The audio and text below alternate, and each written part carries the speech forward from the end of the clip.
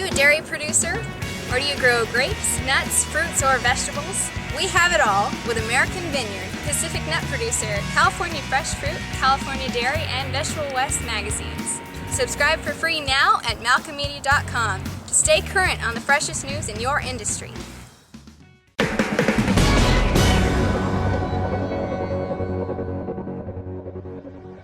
Hi, I'm Matthew Malcolm with American Vineyard Magazine, reporting to you from the Napa Valley Marriott, where the Wine Symposium Group held their annual Wine Industry Financial Symposium.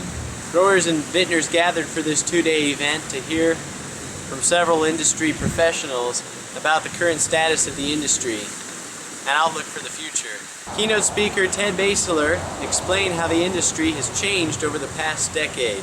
We had a great session today in the symposium, and 10 years ago I was the keynote speaker, and it's pretty remarkable. We reflected back on what has happened in the last 10 years, and it has been a flurry of change, but at the same time some of the conditions that were prevalent in 2005 exist today.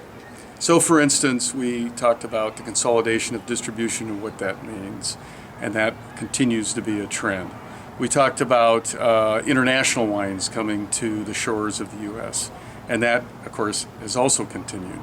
We talked about the strength of the dollar, which interestingly enough was true in 2005, then it got weak, and now it's strong again.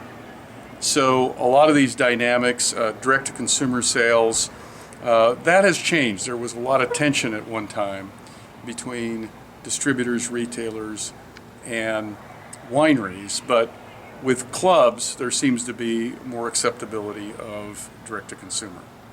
So some of the things changed, some did not.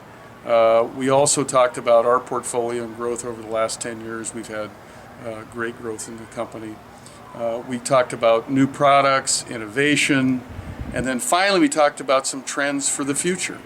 And when you look at the millennial audience, and particularly those that trade off between different craft beers, spirits, cider, wine. Now, my thesis is that that will really be terrific for the industry, because eventually I believe wine will win. That with food and the accessibility of wine with food, people are going to move. People are more interested in experiences today than ever before, less in materialism, but more for having great experiences, and that helps wine. Then in terms of urbanization of America, I think people moving back into the city centers is a clear trend, and that will help wine as people are able to walk down to their corner bar or restaurant and have a couple glasses of wine. So these are all very favorable trends, and I believe for the American wine industry the future is very bright. Learn more about Ted's presentation, among others, at the Wine Industry Financial Symposium by reading the coming issue of American Vineyard Magazine. I'm Matthew Malcolm, CaliforniaAgNet.com.